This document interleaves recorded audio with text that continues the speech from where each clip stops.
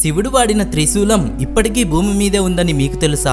జమ్మూ నుండి 120 కిలోమీటర్ల దూరంలో శుద్ధ మహాదేవ అనే ఆలయం ఉంది. ఆ ఆలయ పురాణాల ప్రకారం అక్కడ ఉండే శివలింగాన్ని స్వయంగా పార్వతీదేవి ప్రతిరోజు పూజించేది. అంతేకాదు సుధాతుడు అనే రాక్షసుడు కూడా శివలింగాన్ని తరచూ వచ్చి పూజించేవాడు. ఒకరోజు పార్వతీదేవి పూజ మధ్యలో ఉన్నప్పుడు అక్కడికి సుధాతుడు వస్తాడు. స్వయంగా పార్వతీదేవినే చూసేసరికి మాట్లాడాలని దగ్గరకు వెళతాడు. పూజలో ఉన్న పార్వతీదేవి కళ్ళు తెరవగా వికృత రూపంలో ఉన్న సుధాతుడిని చూసి ఉలిక్కిపడి ఒక్కసారిగా గట్టిగా అరుస్తుంది. పార్వతీ మాత అరుపులు విన్న శివుడు ఏదో సమస్య వచ్చింది అనుకొని తన త్రిశూలాన్ని మెరుపు వేగంతో అటువైపు విసురుతాడు. కానీ అక్కడ ఉన్నది తన భక్తుడే అని గమనించిన పరమేశ్వరుడు త్రిశూలాన్ని వెనక్కి తీసుకోవడానికి ప్రయత్నిస్తాడు. ఇంతలో సుధాతుడు శివుని చేతిలో చనిపోతే మోక్షం కలుగుతుందని త్రిశూలాన్ని వెనక్కి తీసుకోవద్దు అని వేడుకుంటాడు. తన భక్తుడైన సుధాతుడిని తన చేతులతోనే చంపుకున్నానన్న బాధతో శివుడు ఆ త్రిశూలాన్ని 3 ముక్కలుగా విరిచి అక్కడే పడేస్తాడు. ఆ విరిగిన త్రిశూలం ముక్కల్ని